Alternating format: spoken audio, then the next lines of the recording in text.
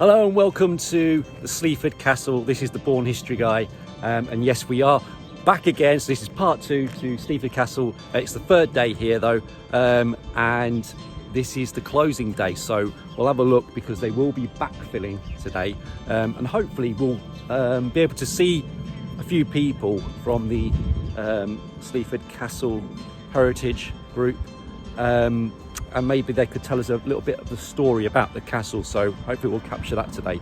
But I just want to have a look at the trenches because they should be kind of cleaned out and hopefully not being backfilled yet, so we'll have a quick look. What have we got here then? Let's have a look. Well, I mean, we're meant to be in the area of the gatehouse, and we've clearly got a structure of some sort. There's going to be a bit of a seesaw effect with archaeologists deciding whether it's going to be a wall or floor. But I think most people are leaning towards it being a wall because it's quite uneven and it seems to be going into the section. So it's kind of rising ever so slightly and going into the section. You can see in the section there's a lot of debris on top. That's a demo rubble. But just underneath you could just see the kind of similar sandy coloured stones that are continuing under, so that would indicate that it's coming backwards this way. It's bigger than what it looks in here, and that would indicate a wall, more than likely to be an exterior wall than an interior wall because it's quite thick, it's quite robust. In terms of the finds, we have a lot of animal bone, we have a few pieces of pottery, so we have some, I think one of those pieces is called Toynton ware. It's quite a standard domestic medieval pottery. We have these, which I really love. Oh, you've got quite a few now, haven't you? Yeah, we've got some oyster shells, which is great. You know, the common man food at the time. So we've got some of those. We have floor tile and a wall tile, roof tile that came out late yesterday with a lovely lip to hold on there. And then just this morning, when I was cleaning, just got, I think, to be some form of copper alloy rivet that's just popped out. Oh wow! There, not sure what it's from. Nope. But it's certainly contemporary with the stratigraphy of the medieval structure. That is fantastic. So what we have here is a medieval building. What it is, I don't know. I don't know. But it is medieval. Are you happier today? Yes. Yeah. And the cricket was wonderful as well, so I'm in a very good position. Excellent, excellent. No, that is brilliant. So it's really good. Really. It looks so nice when it's all cleaned up like that, isn't it? Yeah, I'm nearly done. I just need to get a bit of crumb. And I say it's just so difficult to actually distinguish what is what, you know. So credit to you that you can look at that and work that out, you know. But that's the experience, and that's the. It is, yeah. Well, I mean, I say experience. I've been in for 8 years, and I still don't know a lot. But yeah. We don't believe that, do we? No. Well, I'm an Industrial Revolution and Roman archaeologist. This is all very new to me as well, so I'm learning as we go along. But all very exciting. All very exciting. All very exciting. There is evidence of slight robbing potentially on this side. So I'm going to do the drawing of this section. Okay, yeah. Because this was where the bin bag came out of, and I don't want to look at Yeah, it. yeah. That's right. There was a bin bag that was here. 1980s bin bag there, and I'm not going to name who we think put it there, but I think we do know now. I'm not going to say. Oh wow. But just here at the corner, there's a circular area where there is. Oh yes, that's quite distinct actually, isn't it? Yeah, a distinct area of missing CBM and structural remains. Okay. Now, it could be a mole, but if that's a mole, that's a pretty hench mole. That's like the biggest of all moles ever. It is. I'd need to see a bit more really to make a definite decision. Yes. But it looks like someone's gone in. And that's what something that's robbed kind of looks like. Yeah, so basically some rubber trenches can actually look quite sophisticated. A lot of people, when they think about rubber trenches, they think that someone's come in and they've just trashed the place. But rubber trenches can actually look like archaeological trenches at that point. They're quite cut straight Yes. to take what they want. So we're not talking about hack and slash. We're talking about people that sort of, you know, take things as blocks and take it out as they see fit. So that's quite crude looking at it. Yes. So it could just be a quick. Well, I'm going to take Yes. that. I'm going to take that. But as I say, it's not confirmed. So I need to see. interesting thing that you call it a robber trench. Yep. Because it's almost like it's almost not the correct term, but that's the term you use because it's because when people think something that's robbed, it's been illegally taken. But actually, this is probably being quarried by people that are selling the stone and they're taking it. So, you know, as much as we use the word term robbed trench, well, actually, it doesn't necessarily mean it was robbed. No. Yeah. It's basically archaeological terminology. A robber trench is basically where someone has taken something Yes. a period after the structure has gone out of use. It's probably just a case of local people taking what they want, and it's not illegal. No. This castle was abandoned in 1553, I think it was. 1553. And nobody cared about it, so the locals just... I think Leyland was saying that it was kind of ruinous Yeah. in 1530, wasn't it? Around that time, Around that 1540. time, it's quite early for a castle to go out of use, and it's clearly just been plundered by the locals. And there are absolutely no rules at all for them to stop them taking it. So why wouldn't they? Yeah. It's good quality stone. They don't need to pay for it. I mean, I can't say that I would have done it if I was around in the 16th century. I would have done it properly if I needed to build my house. But they have left enough for us to say there's a structure there. So yes. That's and you say this is part of the gatehouse, which you probably think was the Barbican, but are we now thinking a bit differently to that? Potentially the gatehouse. Potentially the Barbican. Oh. So it's that kind of, this would make sense to be the gatehouse. It's right where you can see the moat and where the drawbridge. Is that interesting that you'd have a gatehouse on the wrong? Is that strange to say? Kind of the wrong side. You know, you close up and. Yeah, it's almost back to front then. It is also it's back to front, but because the castle it's not here really. We can't really see it anymore. It's difficult to really to gauge what exactly we're looking for or looking at. We know that the castle is not going to be too dissimilar to Newark because it's built around the same time and similar designs, but there will be differences.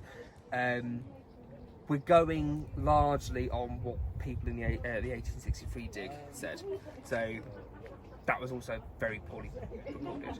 So is that the trollop? One by Trollope? Yeah, or jackdaws. Yeah. They basically just probably took what they wanted and that was the end of it. Logic would make sense. This is a gatehouse. It looks like it's in the right place, the right area. Whether that's the Barbican or not, I don't know. Because we're only doing 5 test pits, we need to do a lot more. Yeah. But it's a start. It's a start, and it's the confidence is good that there is a structure here. Yes. Because if we went down and we were still here this morning and there was nothing, we'd be a bit worried. Yeah. But yeah, we've only had to go about that much, and here is the clear remains of a structure. So it's lovely. It's really, really nice. It's been a pleasure to dig. It's been nice to dig something that actually stays where I want it to stay. Well, thank you very much, sir. That's all right. Okay, take care. Cheers, Dave. Thank you. Well, that was really interesting to hear about that area being the gatehouse, and this area, which I'll show you just here, being the Barbican, because on the map, which hopefully you'll be able to see of the area, obviously that when they thought it was the other way round, this area pretty much is where the tower is, and the tower is mentioned by Leyland in 1530 something, 1540, around that time. So what's going on really? I mean, could it be 2 gatehouses? Because I just can't get my head round a Barbican after a gatehouse.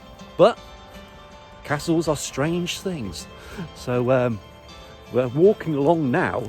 If we will be going inside the main area. So we would have crossed over the gatehouse area, and we're into where the tower was. And again, I will just switch this round. So we're looking at the tower, and again, when we're looking at the mounds are most likely the rubble, the demolition. So we would probably think that the stone walls again are about here, but it could be on either side. So that's something that I find really, really interesting, because it just gives us a new perspective on how to look at it. So right now I will be walking on the demolition, and this one seems to have demolition on this side and demolition on this side. So I'll probably ask the question, could it mean that the wall is in this bit here? And hopefully I will find the answer to that. It must have been a very impressive tower. And actually, as I look at the size of it, it was the same size as Bourne's, believe it or not, even though it feels bigger here, and it does feel bigger. This donjon, this tower, probably is about the same size as the one at Bourne, and I find that quite remarkable. I do love all the, I'm going to use the word and probably use it incorrectly, undulations, because it goes up and down, and knowing that that's probably demolition that's under it, you know, you are looking at this castle just being just smashed down, and as they say, you know, the stones robbed, you know, sold on. So it is quite impressive. So we've got something here. So this is a strange area, which I've not heard really much about what this is. And again, one thing we didn't show you yesterday. Here we go. See, this is something that Sleaford has. And as you can see, it's part of the curtain wall, but it's the tower of the curtain wall. And if I remember rightly, there we go. That I really love. Can you see that? I'm going to show you where that is now. Look, as we kind of pan out, you kind of see that if that was standing upright, there's a small little window. And I think there's like some a ledge that you can see. Maybe it's on the other side. Could be here. I can't find it now. But yeah, I remember seeing some kind of like a little ledge. But look at that. It's just absolutely beautiful. It's really nice to actually have this piece that is still standing. Again, because we don't have anything like this in Bourne. We've got another piece here. And we've got this side, and this side would be in the moat. But again, is that it up there? Yeah, I think that's like a little ledge up there. And that's where, just around that area, was the like a little window. So it's just so impressive. And one of the things they said, that this probably wasn't taken because it might have been just underwater, and they just probably thought, I can't be bothered to take that. Who knows? Actually, another similarity to Bourne, and they did kind of confuse them a little bit as well, is this area in particular, which you're about to cross, and hopefully we'll kind of mark it where it is. And it kind of comes to a dead end. So you've got the moat coming from the west and towards the east, and then it stops. There's a causeway kind of coming across here. Bourne is exactly the same thing. We're around its moat area. The water, it does stop. Now, whether that went all the way through once upon a time, don't know. But you know, the question is, why is it stopped? And maybe the answers lie together or not. But there is a big difference between Sleaford and Bourne, is that this does actually go into the moat as such. You're going down before you start going up, whereas Bourne, it really does feel like a trackway. This not so much, because of the dip. And so if we go into the moat, and we're running into the moat now, and you can kind of see, can't you, that it starts off high, goes low, and then back to high. So high, low, high. Whereas Bourne would be like this, going right across. So a bit of a difference. You can really see the demolition on it now, and you can see the robbed out wall. Excellent. And now you'll draw it. Yeah, I'll do my section drawing and the... Is that what kind of happens? It's when you've taken the picture, you go back and then you draw it? Yes, yeah, every time, because it's the easiest way to communicate to anyone looking at our records, which is normally the project officer, so they can draw up the final report to see what we're talking about in our context sheets, because we can describe what we see and you can have the photograph, but depending on what monitor you're looking at, or just everybody sees something differently. I mean, there's no...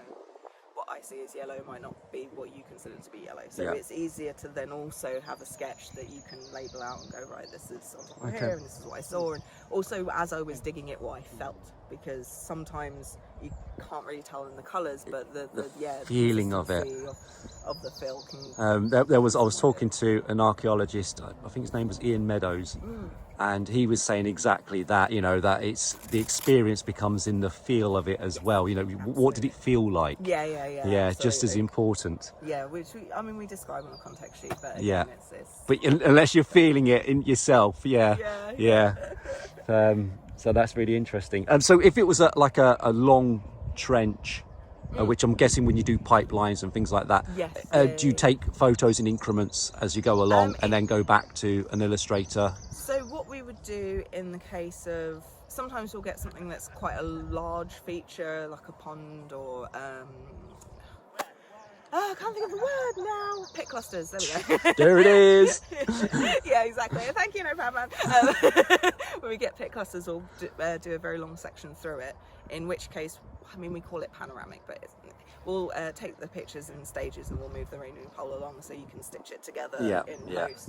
And then when you're doing your section drawing, we tend to do it in either 1:10 or 1:20, depending on the size of the feature. If it's longer, we'll do it 1:20. But then again, if it's long but quite shallow, you still do it 1:10, but then you're stitching it together again so that when we upload it digitally, because it's weird that we have the crossover of paperwork and digital. But it's good, yeah. It means that you can actually see the extent of it, and it means you can do a more detailed representation if needs be. In terms of trenching, what you're asking, if we were to get a machine out, normally we'll do like a 10-metre long trench if we're doing an evaluation of like a whole site that is development or some kind of infrastructure or whatever. That tends to be the first step, is the evaluation. We will take something called a representative section, which is, it's just to show where your topsoil is. Normally you'll have a subsoil, and then where the top of your natural is, so that will be the start of your archaeological horizon, and that just informs as to how deep down stuff actually is. Okay. And then if there's features in that trench, we'll dig them and record them how we would on a normal site. So we'll we'll take the section and we'll go, it's here. Sometimes we'll hand plan it as well as GPS it, so really got all the information. Because the important thing about an evaluation is, if there is a high chance that we'll find more, is a full mitigation will be called for, in which case you strip the entire area and then you have to do a full archaeological Does that have a name? Is it strip plan? Yes, strip mapping. Strip mapping. Yes. Another question is, when you get to the natural, does that mean there's probably nothing beneath that? What does that actually mean? So the natural means no human has intervened on it before that point. So it's the difference between an archaeologist and a paleontologist. We'll get to the natural and go, whatever's in the natural was the first humans to interact with this area, and to leave a lasting, mark. Whereas a paleontologist will go, cool, that's the natural, so that's where I'm starting from. Okay, that's really important. To know that information. So that's thank you for that. No worries at all. Right, I'm going to let you get back to taking some photos of this wonderful trench. Thank you. It's a bit cleaner now than It is. And I'm looking around and it's just looking so much better. Yeah. Thank you. No worries. So I was having a good chat with Sally about the archaeological digs and how they map out and the drawings as such. And she talked about the natural layers. Now I asked the question about, is there anything beneath the natural layers? Because when we had our watching brief at Bourne, they got to some of the natural layers, and what wasn't discovered above that was any Saxon finds. And I often say that I didn't know at the time whether there was probably Saxon finds beneath it, but we can pretty much now say that in that area, no Saxon activity. But that does not mean that there isn't Saxon activity nearby. It's just in that area, and it's a very thin area. It's a big area actually, you know, when you put it into context. I think it's 175 meters by about 70 centimeters, something like that. So, you know, it is significant, and it is significant because we know a certain area doesn't have Saxon activity. So yeah, thought you'd be interested in that one. So you've done a few test holes, haven't you? Well, I'm only doing auger holes. That's it. So you've found a few depth, haven't you? Of Yeah, the moats go down to a maximum of about 1.5 meters below the modern ground level, which would probably mean the moats could have had about 2 meters of water in okay. when they were functional. Probably not much more than that. They look to be broadly flat-bottomed. Is that They're about- what relevance is the flat bottomed? Is it? Well, it just means that they made the effort to sort of do that rather than A V shaped. a ditch. Yeah. type of thing. So it's deeper for a greater length. Yes. They're about probably a bit over 10 meters wide. We haven't been able to look at the sides because that would really need digging. So Yeah. you don't entirely know how wide they are, but they could be up to about 12 yards, but probably no wider than that. There may be a bit of rubble in some of them, but in principle there's not much rubbish. There's no evidence of any rubbish in them, and so it looks as if probably they are really more interesting as a picture of the contemporary environment at the time rather than for their archaeological finds. But of course you don't know. You could, if you dig a big hole, you'll find something. Yeah. But you know, most of what we're looking at, we only get an inch Is diameter that there? hole, so you don't get very much. But with an inch diameter hole, you can't tell, but it's basically natural sediment, and there's some peat growth in the far moat, suggesting that it's always been wetter than the others, and probably the moat may well have come overgrown quite quickly after the castle went out of use, and that everything since then has been reed peats that have been built up. We can't learn out anything more without spending money and doing analysis. Yeah. We'll try and get the profiles of the moats, the shape, but we don't need this. We can just use a spike, Okay. and then we'll have done this bit of field work. Nice. And you've also the fish ponds you said weren't as deep. The fish ponds are shallower. Yeah.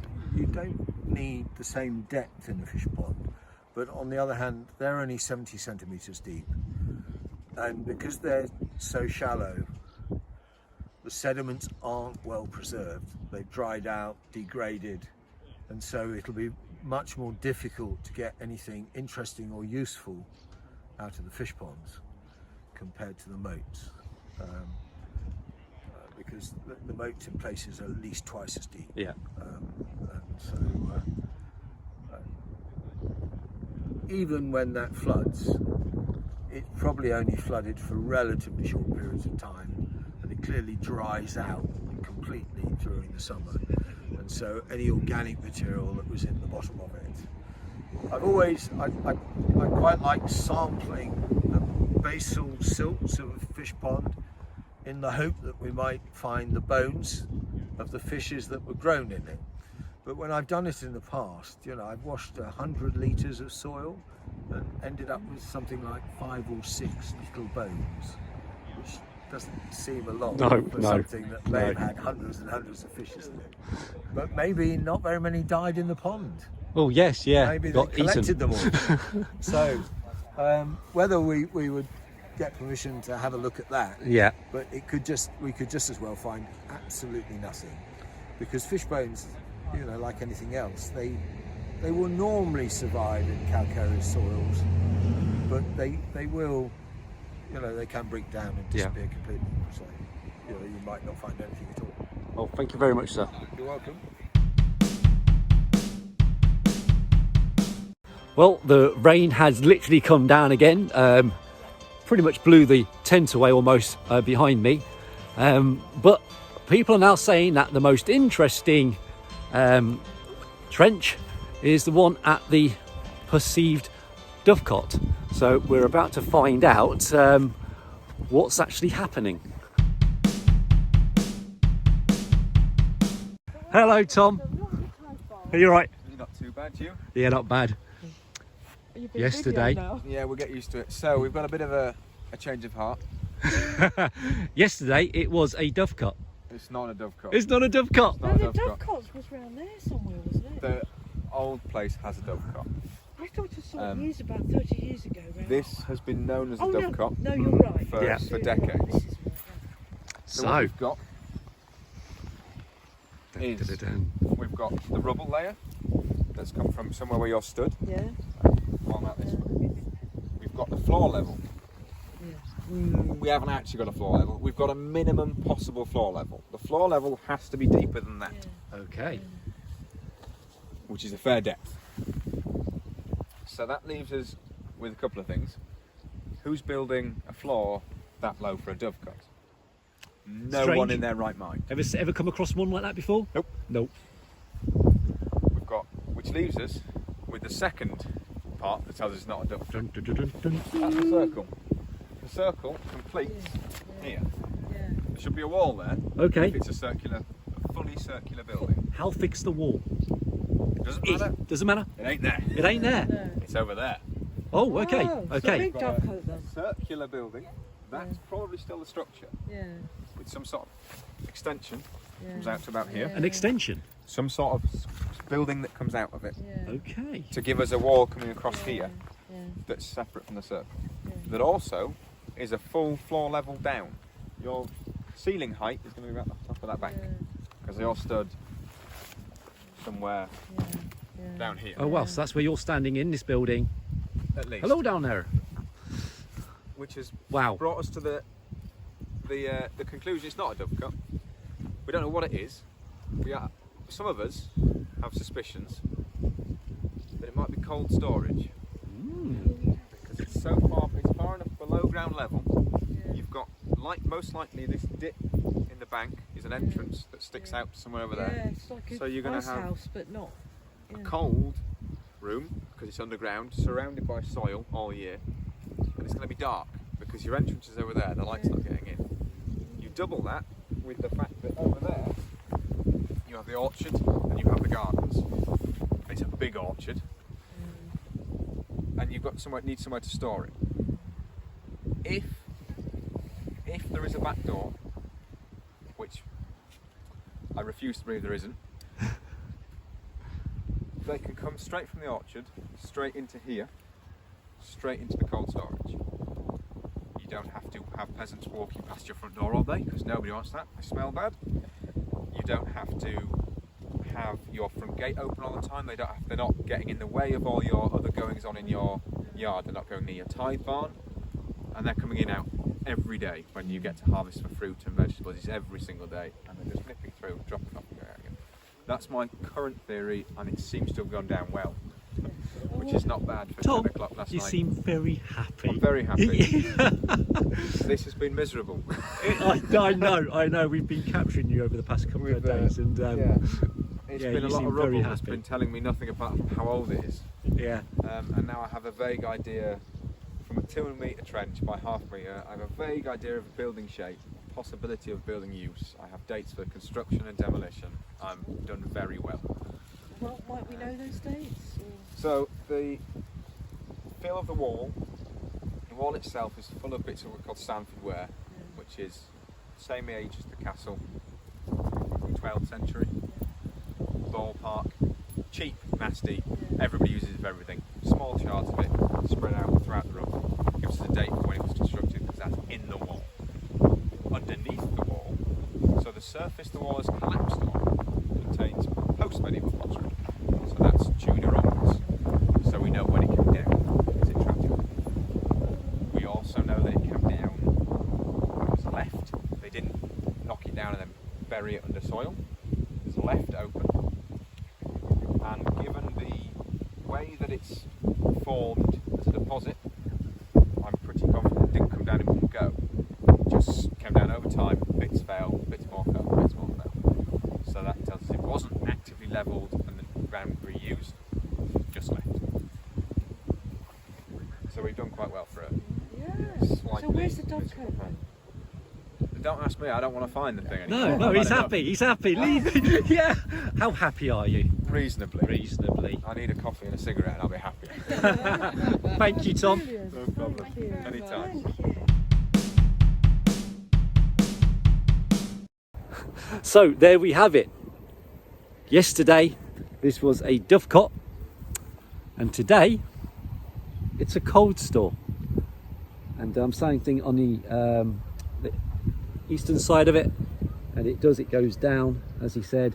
Probably would have had a roof on it, and you'd be able to walk in this side and walk out the other side there, and you can see the trench that he's been digging.